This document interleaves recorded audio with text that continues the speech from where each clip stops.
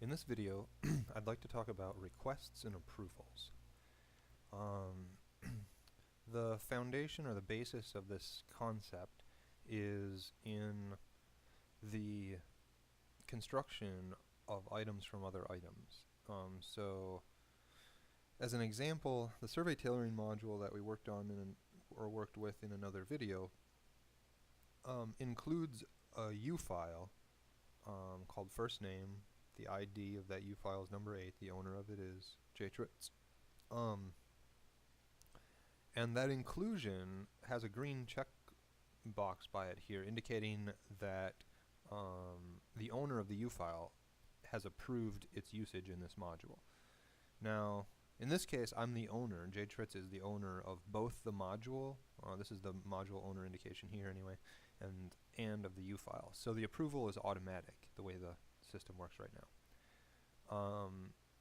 But when you include something in your module or U file, the items that can be included, for instance, are, well, looking at the other items that can be included into a module, for instance, JSLibs or S files can be included into modules as well. And in fact, other modules can be included into modules through reference modules. So this idea of inclusion and construction from other things is fundamental to the way the system works, the way JS on Sales works. And the permission to do that is something managed through the requests and approvals.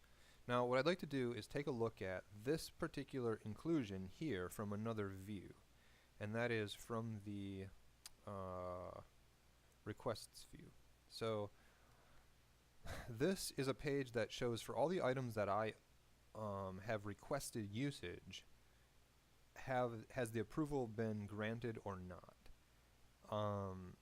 And so the red X indicates that the approval has not been granted, and the green checks indicate that it has.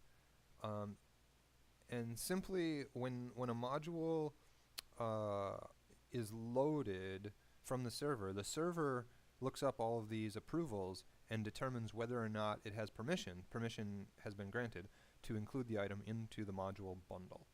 And so those items which have not been approved for inclusion into the bundle will not be included into the bundle, and the module won't work properly given its dependency on any of those items.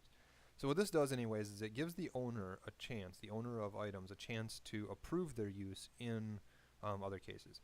As a side note, what we've done is made as a default within the system right now that everything is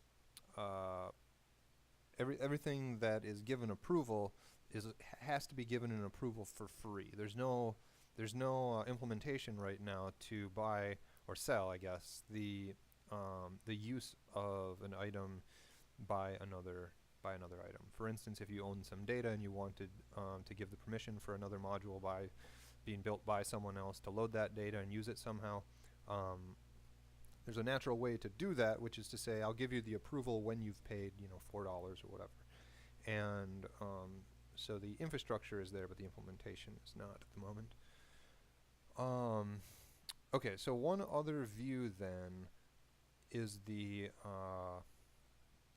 approvals page. And on the approvals page, these are the items that you own that someone else has requested use of, and the checkboxes are used to grant the approval. And again, the price is not adjustable. Once you grant the approval, essentially for free, the person you've given permission to can use that item.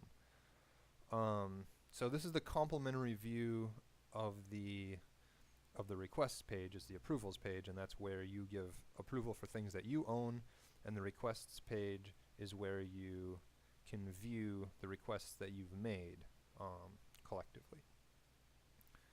Alright, I hope that helps to understand how permissions are managed a little bit, and how approvals and request pages, which are accessible from these links at the top of the folder view, help you keep track of those things. Thanks for watching.